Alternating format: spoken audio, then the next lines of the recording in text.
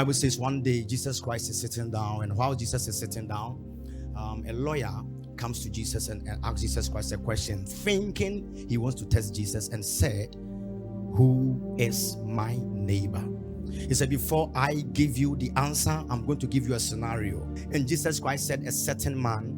The reason why Jesus never mentioned the name of the man, but he said a certain man, simply means one day the certain man might be you. Yes, Lord. One day the certain man might be this woman. Yes, sir. A certain man can be any of us. The man never planned going down, but the man was moving from Jerusalem all the way to Jericho.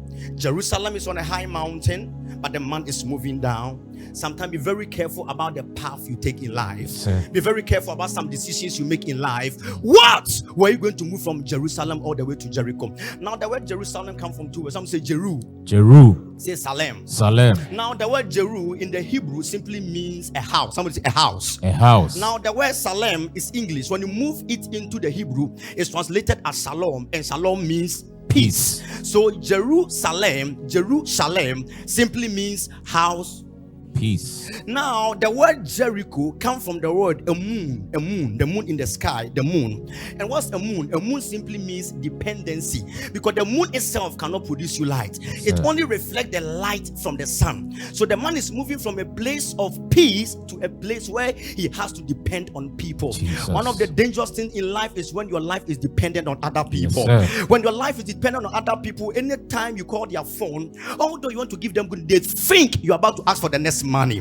When your life depends on other people, they think you are a failure. That's but right. Nobody moves in life to depend on other people. But sometimes situations and conditions can place you there. Jesus. And sometimes when situations, someone help me, when situations and conditions are putting you in that particular position, it doesn't mean that is the end of your story. Yes, sir. Now the man moved, and the Bible says he fell into the hands of robbers. The robber is not just an armed robber that just came. Whatever that comes to rob you is an armed robber. Jesus. A robber, hear me, can be sickness. Sickness can rob you of your good health. A robber can be false accusation about your life. A robber can be the friend you trusted who went to your boss for you to be sacked from the place. It is a robber.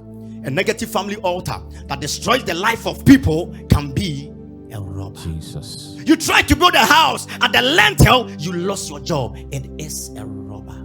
It robs you of your peace. It robs you of your elevation. What will you do when your life is being robbed of where you want to be? Hear me right now. I stand from this altar of Testimony City. Jesus. If there's anybody here that something has been robbed of you, Jesus. I said, if somebody here, something has been robbed of you, Jesus. I came to declare total restoration on every side. The one that shouted the loudest, amen. Amen. Person to receive it right now. Amen.